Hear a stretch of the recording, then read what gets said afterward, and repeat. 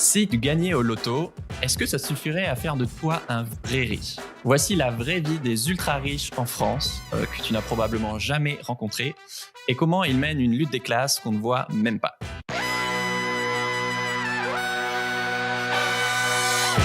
Bienvenue dans Soif de Sens, l'émission des humains qui changent le monde. Chaque semaine, je reçois un invité écolo, féministe ou solidaire pour t'aider dans ta quête de sens. Et aujourd'hui, on accueille la sociologue Monique Pinson-Charlot pour parler des ultra-riches. Bonjour Monique. Bonjour à vous, bonjour à tous. Alors, je vous présente en 10 secondes avec votre mari Michel. Maintenant, vous êtes retraité, mais vous êtes sociologue. Vous avez longtemps été sociologue au CNRS. Et vous avez écrit, je ne sais même pas combien il y en a, tellement il y en a eu, mais une dizaine ou une vingtaine de livres. Non, 27 à 4 mains. 27, wow, ok. Sur les riches, ou plutôt les ultra-riches, que vous avez étudié de très près pendant 30 ans. Vous avez interviewé plein de grands bourgeois, participé à des dîners mondains très privés. Vous avez même fait de la chasse à courre, donc vraiment, vous avez donné de faute personne. Et toute votre carrière, en fait, c'est une enquête sur les ultra-riches de ce monde pour comprendre comment est-ce qu'une aussi petite minorité arrive à imposer sa vision du monde et à dominer la majorité de la population. Pour commencer, un ami m'avait prêté votre BD Riche, pourquoi pas toi, qui est à mourir de rire, que je vous conseille et que j'avais adoré, et qui déconstruit justement ce qu'est la richesse. Alors sur la version basique de la richesse, entre guillemets, c'est-à-dire plus le côté économique et financier, c'est vrai que nous, on pense à quelqu'un de riche, on se dit c'est un grand patron, c'est un trader, c'est un musicien célèbre ou Kylian Mbappé. On imagine plus quelqu'un qui a une Ferrari et qui frime sur Instagram. Sauf qu'en fait, non, quand on parle d'ultra riche, c'est beaucoup plus. Est-ce que c'est quoi? C'est les 500 familles les plus riches de France? C'est quoi? C'est la grande bourgeoisie parisienne? Oui, enfin, c'est très simplement, ce sont des familles qui détiennent les titres de propriété dans tous les domaines de l'activité économique et sociale, c'est-à-dire qui sont propriétaires d'entreprises, de médias, qui sont propriétaires de terres agricoles, qui sont propriétaires de biens immobiliers divers et variés, de tableaux, de sociétés de vente aux enchères, qui sont propriétaires aujourd'hui avec la crise climatique, qui deviennent propriétaires de morceaux d'océan, de toutes sortes. Enfin voilà, la propriété tend aujourd'hui à se multiplier avec la marchandisation générale de l'humain sous un capitalisme mondialisé. Donc, si vous voulez, nous, ce qui nous a intéressés avec Michel, les gens qui nous ont intéressés pour les interviewer, ce sont précisément ces propriétaires, les détenteurs des titres de propriété, dont en général, ils héritent à la naissance. Si vous naissez à Neuilly, vous allez avoir plein de titres de propriété dans votre petite bouche en naissant. Et puis, si vous naissez à Bobigny, vous devrez bosser toute votre vie. C'est plus compliqué. Voilà. Je savais même pas qu'on pouvait détenir des parts d'océan. Oui, c'est en train de se faire. C'est des trucs dans les trucs financiers, si vous voulez, aujourd'hui par rapport au climat. Il y a toute une financiarisation du climat, et donc je donnais cet exemple parce que on se dit mais où est-ce qu'ils vont s'arrêter? En tout cas, ce qu'il faut retenir, c'est qu'il n'y a pas une petite plante extraordinaire au fin fond de l'Inde toute plante au fin fond de l'Inde doit rapporter des dividendes à des actionnaires. Quand on demande aux gens dans la rue c'est quoi être riche, souvent on va croire que c'est quelqu'un qui a beaucoup d'argent, mais vous dites que non, en fait c'est pas ça un riche. Alors c'est quoi un vrai riche? Un vrai riche pour des sociologues, c'est quelqu'un qui a plusieurs formes de richesse. Alors la richesse économique, bien entendu, est la condition nécessaire pour faire partie du club du Gotha, mais elle n'est pas suffisante. Parce que pour être riche, il faut continuer à s'enrichir. Et on ne peut continuer à s'enrichir qu'en passant de la domination économique à la domination symbolique. C'est-à-dire, il faut que les dominés acceptent d'être dominés et qu'on leur pique un peu d'argent de multiples façons pour enrichir les poches du riche. Et donc, il faut d'autres formes de richesse, comme la richesse culturelle. La richesse culturelle, c'est le fait que l'on possède des tableaux, que l'on a fait une grande école, que on a des meubles de style chez soi. Enfin, c'est un ensemble de biens culturels et de savoirs culturels qui se sont accumulés dans votre vie, dans les générations précédentes et qui se cumulera dans les générations suivantes. Et ensuite, donc, richesse économique, richesse culturelle. Troisième forme de richesse, la richesse sociale, c'est-à-dire qu'on ne peut pas rester longtemps riche tout seul, il faut appartenir au club et avoir des portefeuilles de relations sociales vraiment très très bien fournis. C'est le réseau. Et enfin, la dernière forme de richesse qui vient symboliser les trois premières formes de richesse, c'est la richesse symbolique. Et c'est une forme de richesse qui est très méconnue et qui est pourtant essentielle, puisque c'est à travers cette forme de richesse que les dominés reconnaissent aux dominants le droit de nous dominer. Donc c'est quoi? C'est quand votre nom est tellement connu qu'on n'a pas besoin de dire votre profession, par exemple les Rothschild, ou qu'il voilà, y a des rues qui portent le nom de vos ancêtres. Vous êtes parfait, que vous avez un corps de classe, que votre château est bien entendu classé monument historique. Ok. Un Français sur deux pense que c'est par le travail qu'on devient riche. Alors que souvent, dans ces familles-là, il n'y a pas que le salaire comme revenu. Et justement, les ultra-riches le deviennent souvent. Et le reste par les revenus du capital qu'ils peuvent avoir hérité.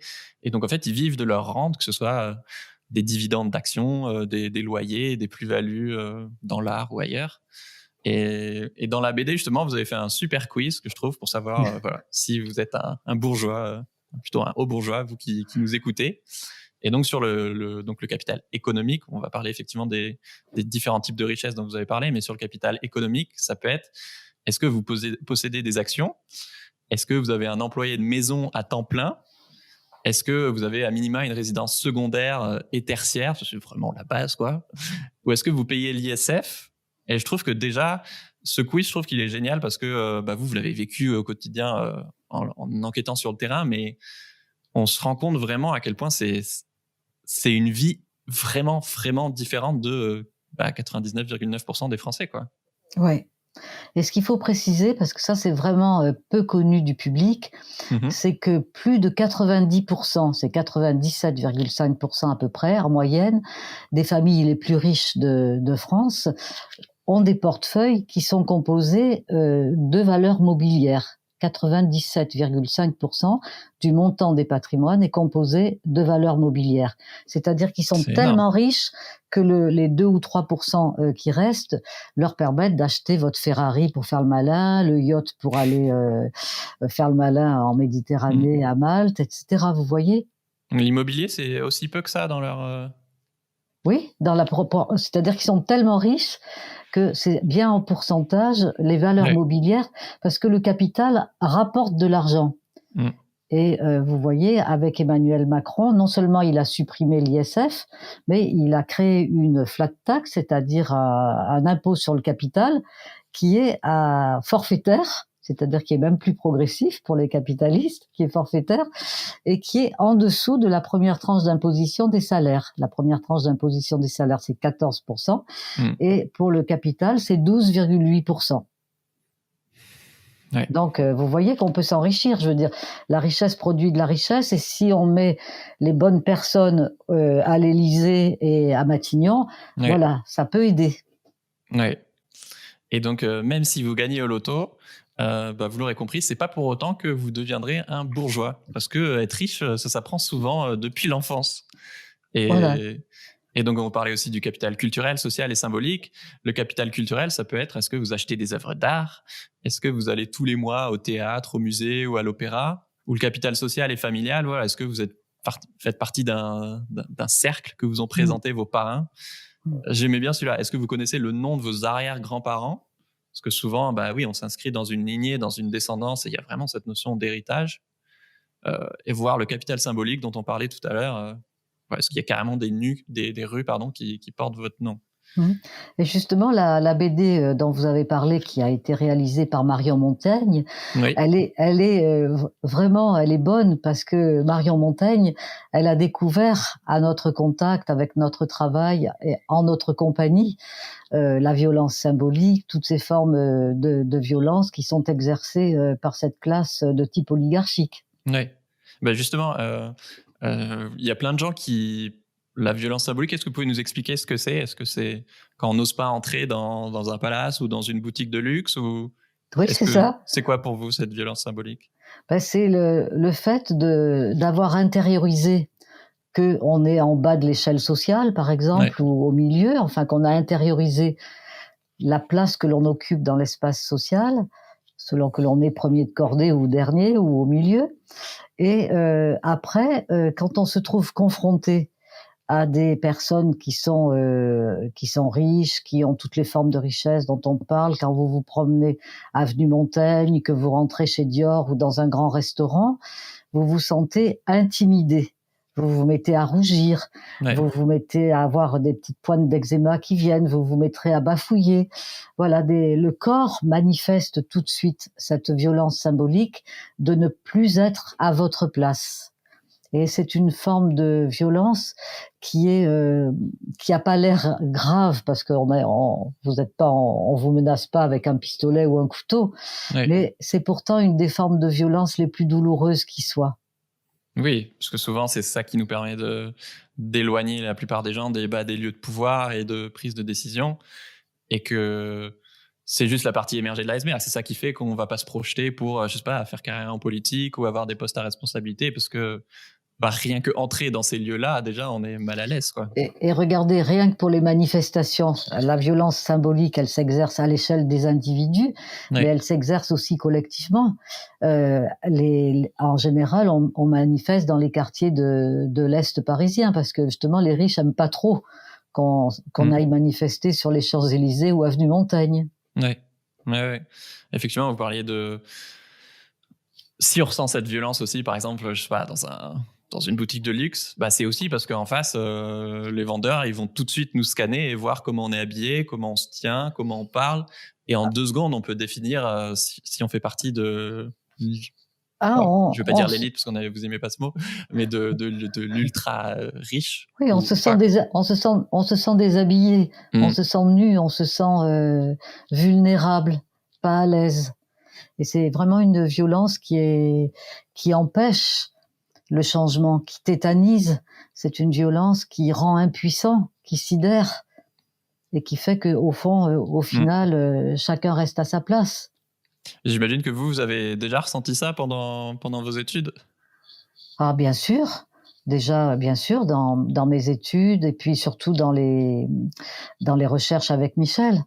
Et c'était encore plus violent pour Michel, qui est d'origine beaucoup plus modeste que moi, que d'aller oser. En plus, nous, il fallait, heureusement qu'on était 2, je vais vous dire. Heureusement qu'on était un couple, parce que sinon, l'ensemble des 27 livres, là, quand j'ai fait ma maline au début, n'aurait pas existé. C'était bien parce qu'on s'est épaulés et qu'à 2, dès qu'on est dans un petit collectif, dès qu'on échange, on se sent plus fort. Mais je peux vous assurer que ça a été parfois très, très difficile. Oui, alors qu'on pourrait se dire que vous aviez la belle vie, aller dans des dîners mondains, mais en fait, il y a Moi, j'avais du mal à comprendre ça parce que je suis quand même très privilégié. J'ai fait une grande école, alors pas un corps d'État, mais une grande école de commerce. Et j'avais jamais ressenti ça parce que c'est quand même dans un très petit nombre de lieux, principalement à Paris. Donc, la plupart du temps, les gens se retrouvent même pas dans ces lieux-là. Et pour mon anniversaire, il y a, je sais pas, 2-3 ans, j'ai un ami qui a voulu me faire sortir de ma zone de confort et il m'a emmené dans une pâtisserie ultra luxueuse, que vous connaissez peut-être, Le Boudoir à Paris. Non.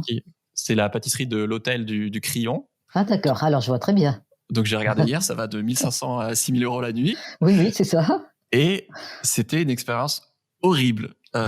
Déjà, à l'entrée, ça ressemblait pas du tout à une pâtisserie, mais plus à une réception d'hôtel. Et donc, déjà, le réceptionniste, il nous a scanné direct. Clairement, j'étais pas habillé en Prada, j'étais en jean basket avec mon sac à dos. Il nous a demandé notre nom de chambre parce que il savait très bien qu'on n'était pas client de l'hôtel et du coup, pour nous dire que c'était privé et que c'était réservé aux clients. Et mon ami, il a insisté parce qu'il était déjà venu manger une fois ici. Et il dit non, mais on vient juste manger une pâtisserie. Et donc, ils vont chercher un collègue, puis un autre, puis ils nous font attendre pour bien qu'on se sente mal à l'aise.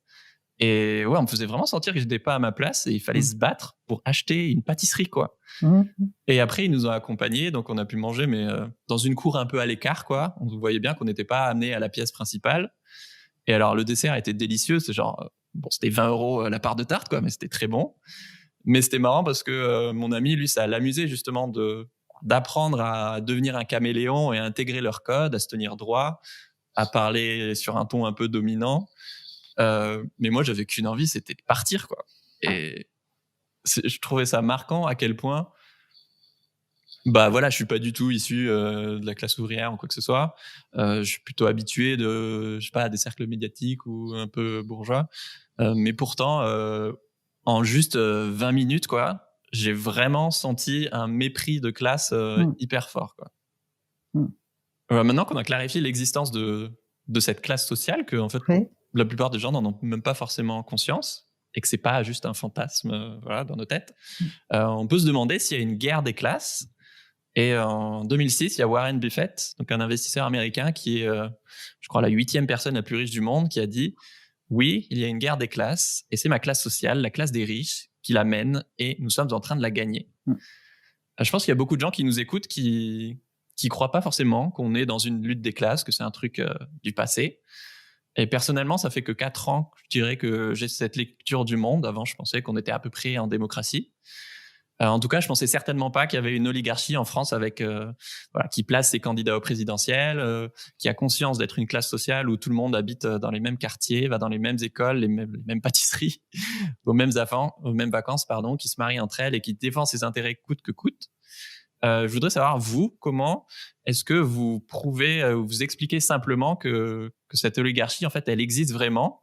Ce que nous avons essayé de faire, Michel et moi, c'est Oui. précisément en essayant d'aller le plus haut possible au sommet du pouvoir, de faire le maximum d'entretien, d'observation, de recherche, d'analyse auprès des membres de cette classe sociale au sommet des pouvoirs et des richesses, d'arriver à la démasquer, à démasquer l'arbitraire de leurs privilèges.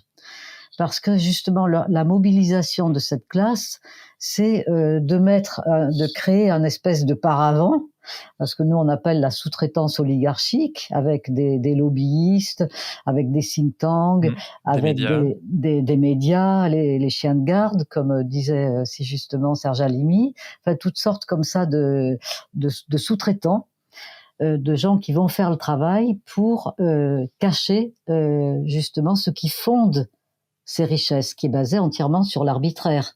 Parce que je peux reprendre ma petite blagounette entre Neuilly et Bobigny, ben vous y êtes pour rien si vous naissez à Bobigny ou si vous naissez à Neuilly. Et si vous naissez à Neuilly, ben vous aurez les titres de propriété des générations antérieures et vous serez sommé de restituer ces titres de propriété aux générations suivantes. Pourquoi ? Parce qu'il faut absolument que les richesses ne ruissellent pas et restent au sein des mêmes familles, au sein des mêmes dynasties, dans le temps long.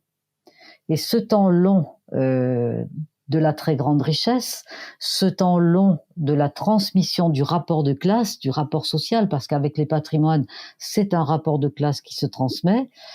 Ben voilà, tout change en fait pour que rien ne change. Vous voyez ? Oui.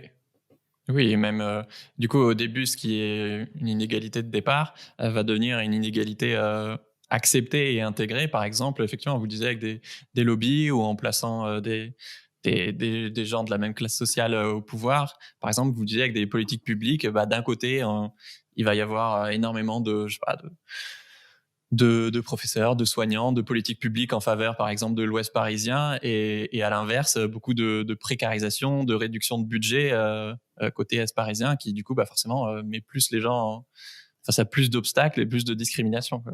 Voilà. Le 9 mars, vous sortez un film. Alors Basile Garé Agostini sort un film sur votre vie et votre engagement militant de couple de sociologues, qui s'appelle À demain, mon amour. Et des caméras vous ont suivi pendant des mois. Donc ça peut être des années, c'est vrai. Ça devait être quelque chose. Ça peut être autant chez vous, dans votre cuisine, votre salle de bain, mais aussi en conférence, avec des lycéens ou en manifestation, que ce soit avec les Gilets jaunes ou les soignants ou autres. Pourquoi vous avez fait ce film ? Ben, c'est toujours un peu dans le même but de la transmission. C'est-à-dire que pour arriver à transmettre des savoirs sociologiques sur les rapports de classe, sur la lutte de classe, sur la guerre de classe, comme l'a dit Warren Buffett, vous pouvez pas le dire de façon abrupte comme ça. Il faut créer les moyens de rendre accessible une telle violence, des savoirs qui sont compliqués, donner des explications. Mais il faut aller au-delà des livres, au-delà même des documentaires.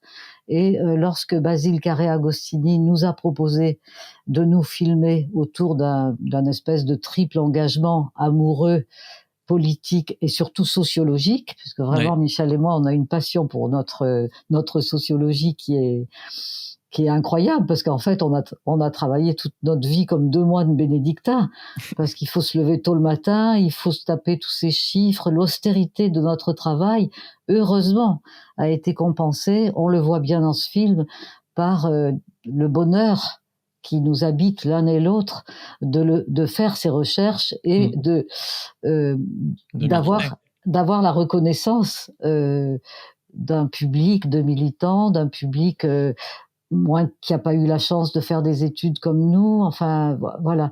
Et donc nous montrer un petit peu, je dirais pas nu, mais disons dans notre intimité familiale, c'est une façon supplémentaire de casser la glace entre le savant et les lecteurs, les gens qui s'intéressent, qui aujourd'hui qui sont inquiets avec la crise sanitaire à laquelle on a été confronté, avec le chaos climatique. Donc les gens sont inquiets, et toute personne qui apporte des analyses claires, qui donne les bonnes lunettes pour comprendre. Mais donc dans ce film, on voit bien. Il y a des interventions de personnes qui nous arrêtent dans la rue qui sont superbes. Oui, faut dire ça comme ça. J'aime bien parce que vous ouvrez le film sur ces mots. En conférence, où vous dites à l'audience, quand vous vous réveillez le matin, est-ce que vous pensez aux millions de personnes qui meurent de faim ? Bah non, vous pensez à la journée qui vous attend, peut-être à la robe que vous avez envie de vous acheter. Ben dans la tête des grands bourgeois, c'est pareil. Vous n'existez pas pour eux. Pourquoi est-ce que vous dites ça en conférence ? Ben surtout, Basile l'a placé au début du film pour justement bien montrer le processus que dans le processus d'exploitation des différentes formes du vivant, il y a un processus de déshumanisation, un processus de stigmatisation, un processus de dévalorisation.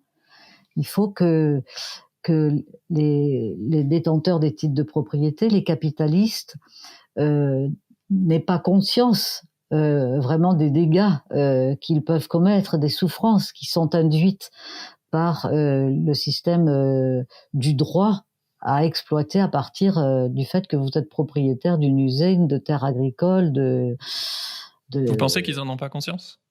Alors, c'est une conscience qui est comme nous. C'est pour ça que je tiens à ma petite comparaison vis-à-vis des Africains. C'est que c'est pas vrai que nous pensons, même nous qui le savons, que une partie de la richesse française est liée à l'esclavage et à la colonisation de nombre de pays africains. On n'y pense pas. C'est pas vrai. On est là, on a sa petite vie à soi. Voilà notre vie, et puis la petite interview qui vous attend, la journée que vous devez vivre dans tel commerce ou dans tel endroit, tel hôpital où vous travaillez. Puis voilà, c'est tout. Mais je trouve ça brillant comme comparaison, parce que ça permet de mieux comprendre le fait que ils se sentent pas forcément responsables des problèmes de société qu'ils génèrent, que ce soit les inégalités sociales notamment, et surtout ça explique du coup leur inaction, parce que tout comme nous, on n'est pas ultra mobilisés tous les matins pour résoudre la faim dans le monde, pas la plupart des gens en tout cas. Oui, eux aussi ils vivent dans leur bulle, ils ont leurs propres problèmes, et ils pensent pas au commun des Français, quoi. C'est-à-dire qu'ils ont pas tant de problèmes que ça, mais ils ont surtout un moteur qui est vraiment fort, et là, dont ils ont conscience, c'est-à-dire c'est toujours le profit, les dividendes, gagner, et quoi qu'il en coûte au reste de l'humanité. Est-ce que vous auriez 2-3 anecdotes de vos recherches sur le terrain, de moments un peu cocasses ou de prise de conscience de cette classe, ou ou je sais pas. Je sais pas, dans nos mémoires, on raconte que on a sympathisé avec une famille liée à la banque privée. Ok. Un très, très bel hôtel particulier dans le 16e arrondissement, une famille de la noblesse très ancienne et très sympathique, et avec lesquels on est devenus amis au point qu'ils sont venus un soir dîner chez nous dans notre jardin. Une forme d'encanaillement pour eux, parce que vraiment c'était une Le distance, déclassement social. une distance sociale et une distance physique à laquelle ils n'étaient pas habitués pour la sociabilité mondaine. Et ça s'est très très bien passé. On avait une belle relation, de telle sorte que ils ont demandé à ce que ça se renouvelle. Donc, Monique se remet à préparer un osso bucco avec des petits légumes printaniers, et puis on trouve qu'il tarde bien. Et puis on reçoit un coup de téléphone, il y a un changement de programme. Leur majordome sri-lankais vient de rentrer pour les servir dans leur hôtel particulier du 16e arrondissement avec son frère, qui risque d'être embauché à l'ambassade d'Argentine le lendemain. Mais il n'a jamais fait vraiment un service avec tous les couverts, toutes les. Donc, je dis qu'à cela ne tienne. J'arrive avec mon ossobuco, tout ce qu'on a préparé, et puis on vient chez vous. Et alors là, c'était trop cocasse de voir mes plats transfigurés par la vaisselle en argent, tous les verres, les couverts et tout ça, et les deux majordomes, les deux frères là. C'était un coup de force symbolique absolument extraordinaire et très jouissif au niveau sociologique pour nous. Oui. Mais j'imagine que quand vous faisiez toutes vos expériences, en plus, une fois que vous avez commencé à sortir des livres, non seulement ils voyaient bien que vous n'étiez pas de la même classe sociale, mais en plus que vous étiez un peu des infiltrés, non? C'est-à-dire qu'il y a eu un processus de cooptation sociale, puisque une autre anecdote qui va vous plaire, lorsqu'on sort notre premier livre dans les beaux quartiers, nous avons fait, comme nous faisions toujours dans nos enquêtes, nous avons mis des pseudonymes à tout le monde. Oui. Alors ça, c'est Michel qui a été chargé dans la division du travail de retrouver des noms de la noblesse éteints, des noms éteints. Et dans la bourgeoisie, moi, je me suis contentée de prendre les noms de mes oncles et tantes et de mes cousins, voilà. En disant, ils vont pas me chercher des ennuis. Et donc, le livre sort, le livre plaît, parce que Michel avait une très très bonne plume d'écrivain littéraire, et c'était un livre très bien écrit qui était un peu dur sur le fond, puisqu'on disait qu'ils étaient racistes, qui refusaient la mixité sociale, qui était pourtant nous notre drapeau, de les voir mobilisés pour préserver leur entre-soi à tout prix. Et donc, c'est un membre du Jockey Club, un club de l'aristocratie, le principal club de l'aristocratie française, de la noblesse, qui nous téléphone en disant, mais écoutez, mes chers amis, on vient de découvrir votre livre au Jockey, au club, comme ils disent, et on est très contents. Mais il y a un petit problème. Et on voudrait bien en discuter avec vous. Si vous acceptez de venir au club partager un déjeuner avec vous, on vous expliquera. Okay. Alors bon, on accepte, on est un peu inquiet, mais le ton était plutôt jovial. Donc on y va, et là on nous apprend qu'ils veulent bien continuer à travailler avec nous, mais avec leur nom de famille. Les pseudonymes, c'est fini. Les pseudonymes, c'est pas pour eux. Parce que eux, ils nous le disent, en vrai sociologue bourdieusien, ils nous disent nos patronymes familiaux, c'est notre richesse symbolique. Ouais. Trop fort. Et donc nous, on a dit, on accepte. Et évidemment, ils ont rajouté, il faudra nous donner à relire les extraits des entretiens qu'on vous donnera, ce qui est normal et ce que nous avons toujours fait.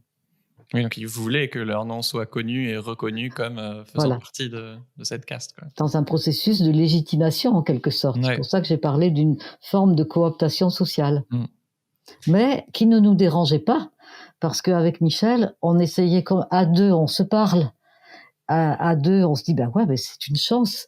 Nous, il faut pas qu'on fasse les timides. C'est des perches qui nous sont tendues et desquelles il faut qu'on se saisisse.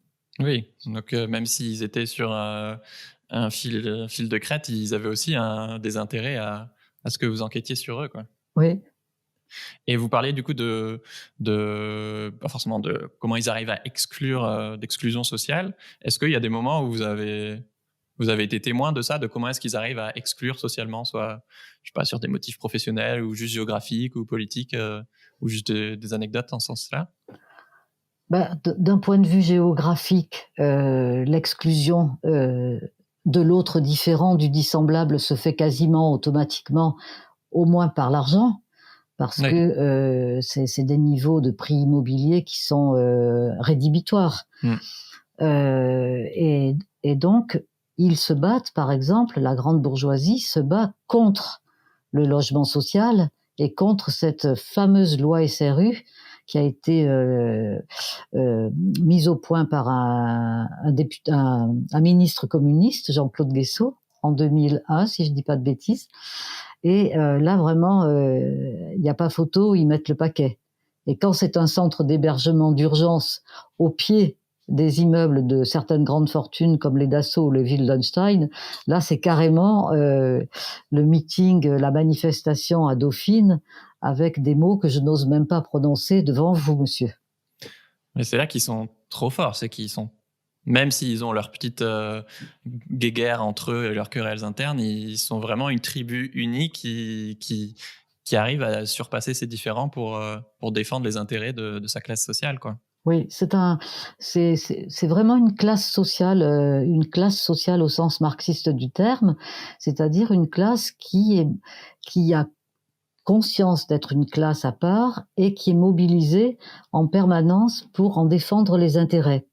Et alors, ce qui est très intéressant, c'est que cette classe fonctionne de la manière suivante.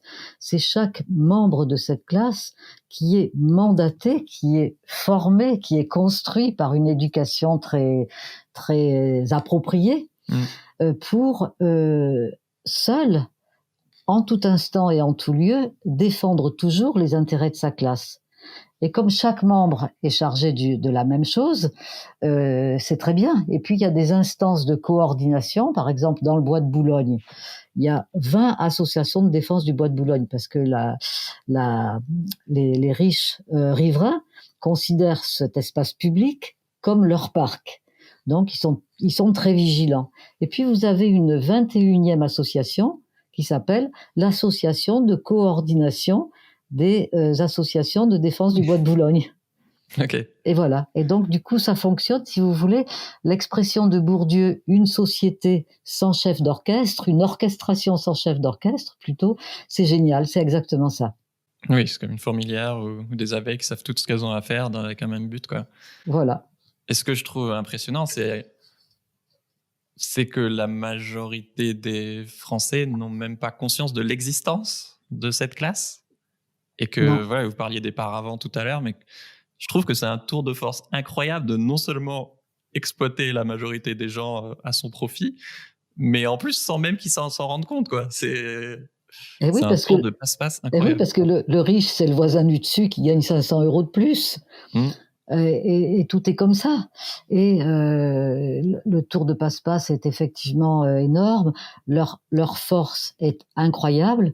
Mais quand même, nous portons une responsabilité parce que c'est pas parce que c'est Sénèque qui disait ça, c'est pas parce que c'est difficile que nous n'osons pas, c'est parce que nous n'osons pas que c'est difficile. Oui. Voilà. Alors justement, comment est-ce qu'on peut agir et en finir avec ces inégalités? Pour moi, c'est pas très compliqué. Ça peut même se faire sans violence, puisque au fond, il suffit d'une décision juridique que les titres de propriété ne donnent plus aucun droit d'exploiter aucune des formes du vivant, que ce soit les hommes, les animaux ou la nature végétale. Et puis c'est tout. Comme si vous voulez, quand vous avez une maison à vous pouvez exploiter personne. C'est votre maison, vous la transmettez à la génération suivante, c'est des valeurs d'usage. Voilà. Et le reste, ça sera des coopératives, des scopes, toutes sortes, puisque ce sont pas eux, ce sont des actionnaires, donc on peut dire des parasites. Ceux qui font fonctionner l'économie réelle, ils savent la faire fonctionner puisqu'ils le font depuis des siècles. Donc on peut très bien y arriver. Et moi, je suis pas prophète, je suis sociologue, donc je dis simplement, voilà, il faut supprimer le pouvoir, il faut supprimer le système capitaliste, le capitalisme. On a bien supprimé l'esclavage, le colonialisme, et ben c'est tout. Là, aujourd'hui, à l'heure du dérèglement climatique, on prend cette décision et on n'a pas besoin de raccourcir personne. Je veux dire, il n'y a pas besoin d'avoir de violence. Ça peut se faire. Ça sera pas une partie de chatouille, on est d'accord, mais ça peut se passer bien. Ouais, vous dites qu'il faut qu'on soit aussi solidaire et mobiliser qu'eux et se battre, par exemple, contre l'évasion fiscale et pour surtout plus de démocratie, quoi. Et puis pas se diviser bêtement, pas se jalouser, toujours adopter la posture du cumul. Tout est complémentaire et tout doit se cumuler. C'est comme ça que ça se passe dans les beaux quartiers. Et nous, au contraire, on est toujours dans des faux débats, des fausses oppositions, des divisions, des trucs invraisemblables, tellement bêtes et stupides que voilà, quand on est comme nous, Michel et moi, à avoir dans la tête l'ensemble de l'espace social, on se dit qu'il y a quand même de qui dépend l'oppression, disait Brecht, se demandait Brecht, de nous. De qui dépend-il qu'elle cesse? De nous. Était sa réponse. Et avec toutes vos années d'engagement, est-ce que vous aurez des témoignages qu'est-ce qu'ils vous disent les gens que vous leur avez apportés? Est-ce que vous avez des exemples en tête de comment votre travail a pu changer leur vie? C'est ce qu'ils, la plupart du temps, ce qu'ils nous disent, c'est ils disent qu'ils sont fans. Et quand on dit qu'on est fan, c'est intéressant à analyser parce que ça veut dire que c'est pas seulement qu'ils ont appris des choses, des données, c'est qu'ils ont compris. C'est qu'on a changé leur vision du monde, on leur a donné de nouvelles lunettes pour comprendre, comme Pierre Bourdieu l'a fait pour nous avec son système théorique et les conseils qu'il a pu nous donner lors des merveilleuses rencontres qu'on a eu la chance de faire avec lui. Eh bien, c'est un bonheur existentiel de comprendre, c'est une joie. Et pour rebondir sur le film de Basile Carré-Agostini, c'est ce que l'on voit dans ce film.